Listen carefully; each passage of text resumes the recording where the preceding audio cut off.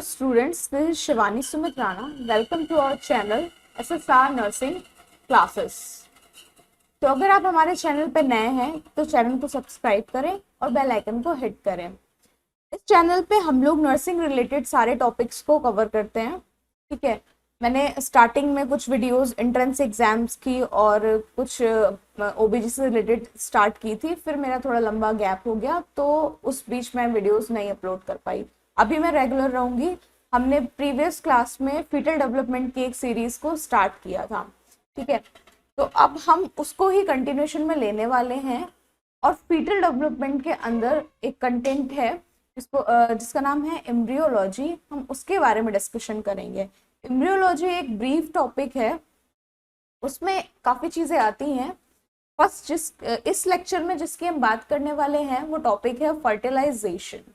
तो हम ये देख लें, सबसे पहली चीज़ बिना नोट्स के हम सिर्फ डायग्राम के थ्रू समझने की कोशिश करेंगे कि एग्जैक्टली फर्टिलाइजेशन होता क्या है।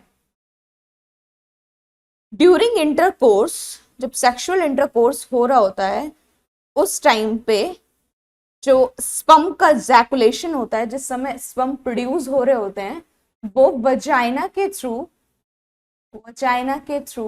क्या होते हैं, एंटर कर जाते हैं।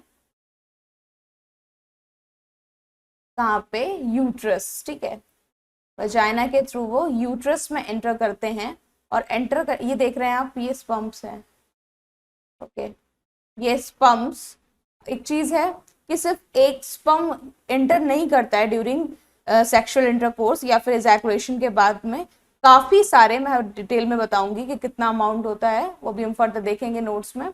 अभी हम सिर्फ डायग्राम के थ्रू एक रिव्यू ले लेते हैं बस। ठीक है, तो क्या है कि जो ये स्पर्म्स हैं वो एंट्री कर जाते हैं यूट्रस में, और यूट्रस में एंट्री करने के बाद में ये कहाँ जाते हैं?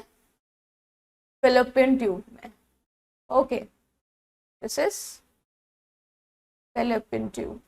होता क्या है कि जब स्पर्म फैलोपियन ट्यूब में जाते हैं तो फैलोपियन ट्यूब में एक पार्ट होता है, इसको हम एम्पुला बोलते हैं। क्लियर? तो यहां से ये स्पर्म ट्रेवल करके कहाँ पे आते हैं? एम्पुला में आते हैं। और इधर क्या हो रहा होता है, जो हमारी ओवरीज हैं, ओके, जो ओवरीज वाला पार्ट है, यहां से क्या होता है? ओवुलेशन होता है। मैंने प्रीवियस लेक्चर में ओवुलेशन आपको बताया था कि what is the meaning of ovulation. तो ओवुलेशन का मतलब होता है कि ओवम का रिलीज होना फ्रॉम द ग्राफिकन फॉलिकल्स। ठीक है, ग्राफिकन फॉलिकल्स में से क्या होता है, ये ग्राफिकन फॉलिकल जो होता है वो रप्चर हो जाता है। रप्चर होने के बाद में इसमें से क्या निकलता है? एग प्रोड्यूस होता है।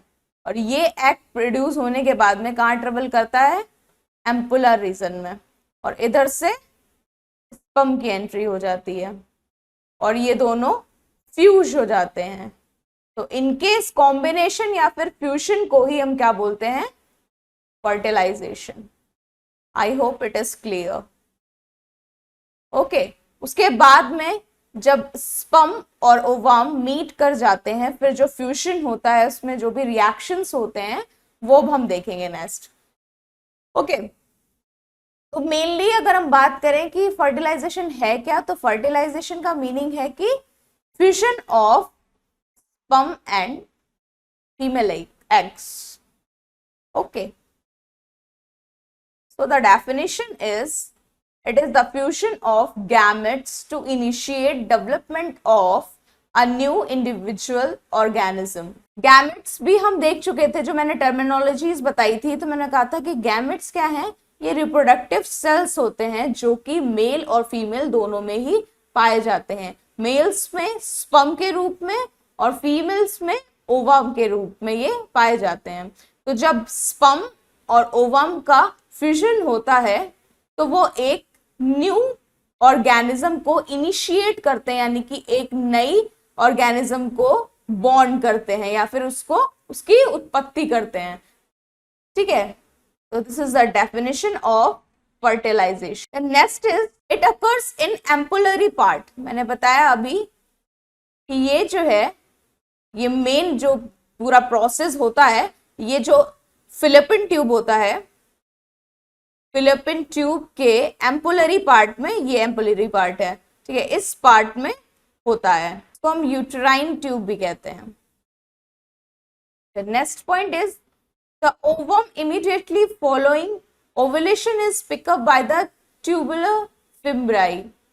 क्या है ये? फिम्ब्राई है, ये जो स्ट्रक्चर होता है फिलिपिन ट्यूब का, जो ओवरीज होती हैं वो ओवम को सिक्रेट करती हैं या फिर क्या करती हैं, रिलीज करती हैं, और तुरंत ही ये जो पार्ट है फिलिपिन ट्यूब का, जो फिम्ब्राई है, ये पिक कर लेती हैं, यानी कि ले लेती हैं, और लेने के बाद में तुरंत कहाँ पहुंचाती हैं, ट्यूब के अंदर पहुंचा देती हैं। फर्टिलाइजेशन का जो लाइफ स्पेन है, अगर हम बात करें उस साइड से, यानी कि फीमेल एग्स में, ठीक है, ओवम में ये 12 से 24 घंटे तक ही रह पाते हैं, ठीक है।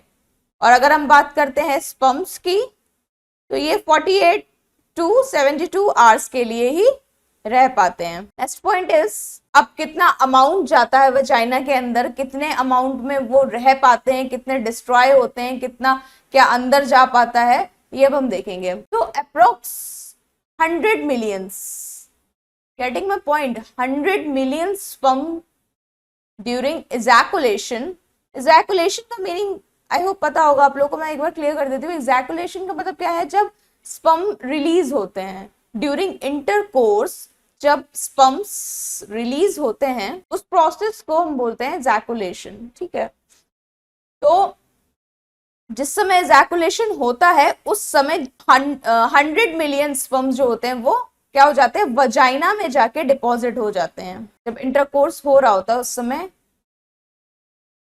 100 मिलियन स्पर्म क्या हुए, इजैकुलेट हुए, यानी कि रिलीज हुए, और वो वजाइना के अंदर जाके डिपॉजिट हो जाते हैं, ठीक है। इसके बाद ओनली 1000, सिर्फ 1000 इतने कैपेसिटेटेड होते हैं कि वो क्या कर जाते हैं, यूट्राइन ट्यूब तक पहुंच पाते हैं। मैंने ये बताया था अभी कि जो स्पर्म्स हैं वो एंट्री करने के बाद में पहले यूट्रस में जाते हैं, यूट्रस के बाद में यूट्राइन ट्यूब में जाते हैं। तो कितने जा पाते हैं? यूट्राइन ट्यूब में ओनली 1000 कैपेसिटेटेड होते हैं जो कि कहाँ जा पाते हैं, यूट्राइन ट्यूब तक जा पाते हैं, while only 300 to 500 reach the ovum। सिर्फ 300 to 500 ही ओवम तक पहुंच पाते हैं, ठीक है। यानी कि जब इजैकुलेशन हुआ तो वो 100 मिलियंस थे, सिर्फ 1000 ही कहाँ तक पहुंच पाए, यूट्राइन ट्यूब तक पहुंच पाए, और सिर्फ 300 to 500 ओवम तक पहुंच पाते हैं, ठीक है। यहां तक पहुंचने के लिए सिर्फ कितने रह जाते हैं, 300 to 500 रह जाते हैं। उसके बाद में होता क्या है, ये जो किस तरीके से, अच्छा ये इस समय जो भी ट्रांसपोर्टेशन हो रहा होता है वो किसके थ्रू होता है, मसल्स के कॉन्ट्रैक्शंस के थ्रू होता है।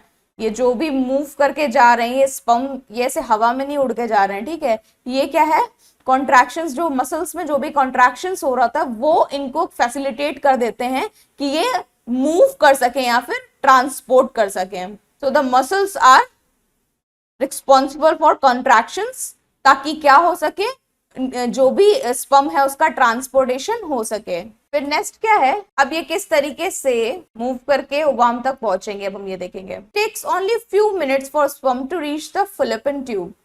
फिलिपिन ट्यूब तक जाने के लिए बहुत ज्यादा टाइम नहीं लगेगा इन स्पर्म्स को, ये बहुत ही इजीली कुछ ही मिनट्स में पहुंच जाते हैं। उसके बाद क्या होता है, मोर देन 1 स्पर्म में penetrate the zona pellucida. Okay, so what is zona pellucida? First of all we have to clear this. This is female egg, means this is the ovum, okay।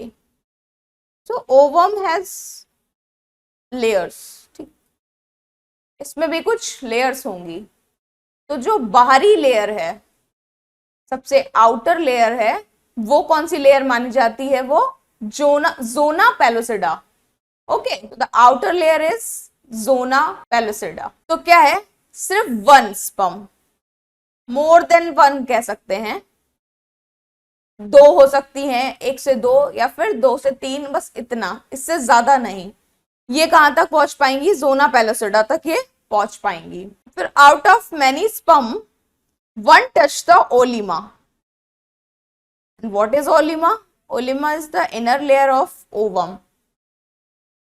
तो क्या है, starting कहां से हुई थी, 100 million से हुई थी, और पहुंच कितने पाए हैं, सिर्फ एक ही स्पर्म कहां तक पहुंच पाया है, ओलिमा लेयर तक पहुंच पाया है। उसके बाद में क्या होता है, soon after the sperm fusion penetrate of other sperm is prevented by zona reaction and oolemma block. क्या होता है, ये ओवाम है मान लिया, ये स्पर्म है, ये अंदर का पार्ट इनर लेयर है, ये आउटर लेयर है। सिर्फ मैंने कहा 1 या 2 कहां तक पहुंच पाए, जोना पेलुसिडा तक पहुंच पाए, लेकिन के अंदर ओलिमा तक सिर्फ एक, या फिर अगर ट्विंस हैं तो 2, वरना एक ही स्पर्म कहां टच कर पाएगा, ओलिमा तक कर पाएगा, यानी कि जो कि इनर लेयर है ओवाम की। ठीक, उसके बाद में ये क्या हो जाती है, यहाँ पे जो ये जोना लेयर है ये पूरी रिएक्शन कर जाती है और ब्लॉकेज क्रिएट कर देती है, बाकी सारे स्पर्म्स अब अंदर नहीं जा सकते, यहाँ पे एक ब्लॉकेज क्रिएट हो जाता है, ये सारे धीरे धीरे करके क्या हो जाते हैं, डिस्ट्रॉय हो जाते हैं। बाकी के जो स्पर्म जो भी आए थे अंदर वो डिस्ट्रॉय हो जाएंगे, मात्र 1 या 2 ही कहाँ जा पाते हैं, अंदर तक जा पाते हैं, जो सबसे स्ट्रॉन्गेस्ट स्पर्म होते हैं। ठीक है, इतना समझ में आ गया होगा। तो अगर हम नेक्स्ट पॉइंट की बात करें, तो जो एक चाइल्ड का जो जेंडर आइडेंटिफिकेशन है या फिर वो किस तरीके से डिटरमाइन किया जाता है वो हम देखेंगे। होता क्या है, जो मेल्स होते हैं उनमें XY क्रोमोसोम्स पाए जाते हैं और फीमेल्स में